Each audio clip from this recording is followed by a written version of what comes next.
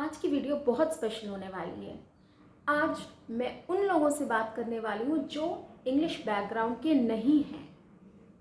सही सुना आपने, मैं भी इंग्लिश बैकग्राउंड से नहीं थी, बट स्टिल आज मैं अंग्रेज़ी बोल पा रही हूँ। Yes guys, I am going to talk about how to speak in English without having an English background।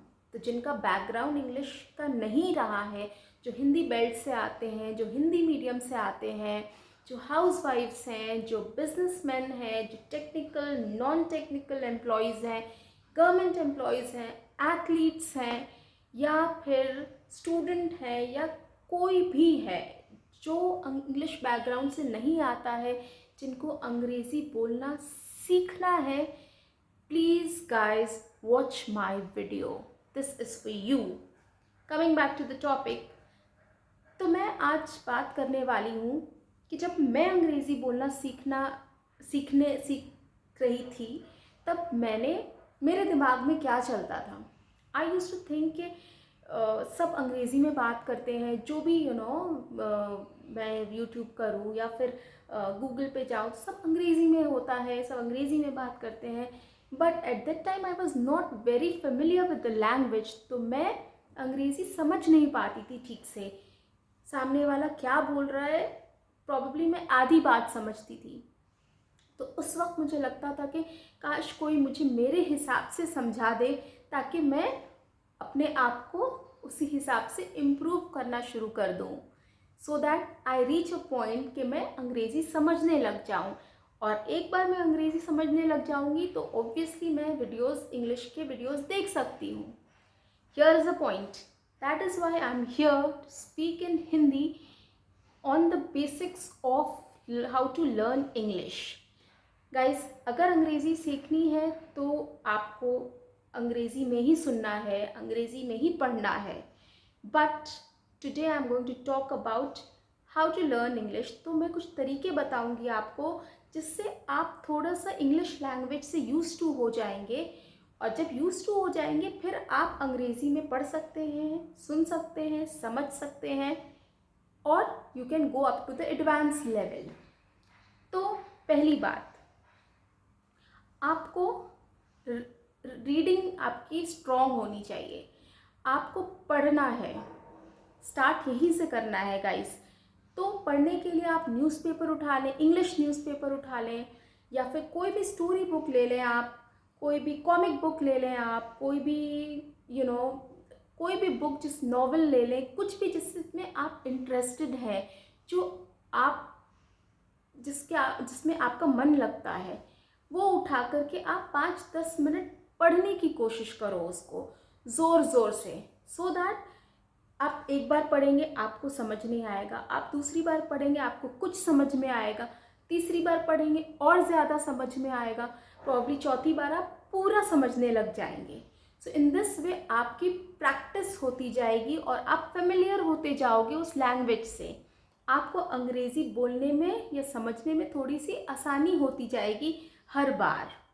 Okay, so first thing is कि आपको पढ़ना है, इंग्लिश में पढ़ना है। Every day dedicate at least 10 minutes आप पढ़ने में लगाओ, सो दैट आप इंग्लिश लैंग्वेज से थोड़ा फेमिलियर हो जाओ, वर्ड्स से, प्रोनाउंसिएशन से, उसको क्या मतलब है उस सेंटेंस का, उससे फेमिलियर हो जाओ, ताकि आपको आगे जा कर के कोई इंग्लिश बोल रहा है या किसी की वीडियो आप सुन रहे हो तो आपको आसानी हो समझने में।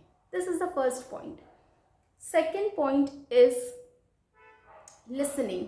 एज आई टोल्ड यू, एक बार आप पढ़ते जाओगे तो आपको समझ आने लग जाएगा कि अच्छा, इस सेंटेंस का मतलब क्या है, इस सेंटेंस का मतलब क्या है, ये पूरी स्टोरी का मतलब क्या है, ये पूरे पैराग्राफ का मतलब क्या है, ये समझते जाओगे आप। Next level is listening. Switch on your TV, switch on your mobile, start listening to English videos. कोई कमेंट्री कर रहा है इंग्लिश में, कोई न्यूज़ आ रही है इंग्लिश में, कोई ब्लॉग आ रहा है इंग्लिश में, मेरी वीडियोज़ आप सुन लो। तो इससे आपको क्या होगा कि आप समझने और अच्छा बेहतर समझने लगोगे। आप दूसरों को बोलते हुए समझने लगोगे। I give you a tip. आप मेरी वीडियो वॉच कर रहे हो, आपने एक बार देखी, आपको नहीं समझ में आया, वॉच इट अगेन, दूसरी बार देखो, कुछ थोड़ा समझ में आएगा, तीसरी बार देखो, चौथी बार देखो। At the end of the day you make it a point कि आप उसको समझने लगो। That is what listening is about. आप जितना सुनोगे आप उतना क्लियर होता जाएगा आपको, तो आपको सुनना पड़ेगा बार बार। This is the second thing. The third is practice. अब प्रैक्टिस कैसे करें? हमने बुक पढ़ ली बहुत अच्छे से, अब हम पढ़ने लगे हैं, अच्छे से पढ़ लेते हैं, रीड कर लेते हैं इंग्लिश बहुत अच्छे से, हम सुनने लगे हैं, हम समझने भी लगे हैं, मतलब 90% हम समझ रहे हैं लोगों को बोलते हुए। अब हम कैसे बोलें? Here comes the most important point, practice. अब आप चूँकि स्टार्टर हो, बहुत अर्ली फेज में हो, आप बहुत बड़े बड़े सेंटेंसेस नहीं बना पाओगे, आप बाहर जाके बोल नहीं पाओगे, आपको घर से स्टार्ट करना होगा। So what you start doing is कि पहली चीज़ है यू स्टार्ट इमिटेटिंग। मतलब इमिटेटिंग का मतलब ये होता है कि कोई भी स्टोरी आप सुन रहे हो या पढ़ रहे हो, आप उसको अपने से बोलना शुरू करो। आपने पढ़ ली, आपको समझ आ गई कि ये स्टोरी क्या है। अब क्या करो कि आप वो स्टोरी बुक बंद करो या टीवी बंद करो और खुद से बोलने की प्रैक्टिस करो कि वो स्टोरी में क्या था। आपने तो समझ लिया ना वो story. Now you start trying to build up that story on your own.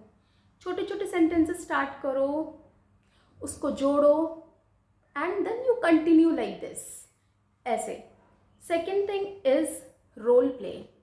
अब आप किचन जा रहे हो कुछ काम करने के लिए, आपको सपोज के एक दाल बनानी है या अनियन कट करना है, तो you go to the kitchen, आप जाओ वहाँ, आप बोलो कि मुझे एक chopping, I want to take a chopping board, I want to take a knife, I need an onion, I will cut it into small pieces and then I'll fry it.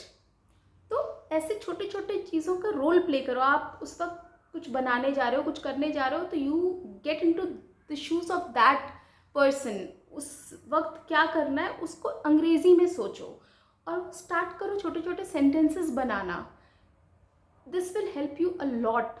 आप बहुत यूज टू हो जाओगे इस language के, और आप randomly कहीं बाहर भी जाओगे तो आपके मुंह से एक दो सेंटेंसेस आ जाएंगे, निकल जाएंगे। So this is how you have to practice every single day. तीसरा पॉइंट है, आप कहीं बाहर जाते हो, फॉर एग्जाम्पल मैं एग्जाम्पल देती हूँ आपको। आप किसी बस में बैठे हो और सिग्नल पे बस रुकी है। अब चारों तरफ आप अगर देखोगे तो आपको कुछ चीज़ें दिखेंगी, जैसे कि पैसेंजर्स, बस, truck, taxi, car, cycle, rickshaw, signal, बहुत सारी चीज़ें दिखेंगी। बस आपको उस पर फोकस करना है, वो सारी चीज़ें आप देखो, फोकस करो कि क्या क्या है। तो वो वर्ड्स आपको आए, इंग्लिश में सोचो आप। Oh there is a traffic light, there is a car standing next to the bus, there is an auto rickshaw on the right side, there is a cycle on the left side. तो वो start करो वो बोलना English में। इस तरह से, इन 3 तरीके से आप बहुत बहुत कुछ सीखने लगोगे। You will start understanding, start speaking and start improving in while you speak English. You will notice this. आपको ये एक विद इन अ मंथ आपको डिफरेंस पता चलने लगेगा। सो गाइज, प्लीज़ मेरी बातों का ध्यान रखो, वॉच माई वीडियो और उसको इम्प्लीमेंट करो। सी यू सून, बाय बाय।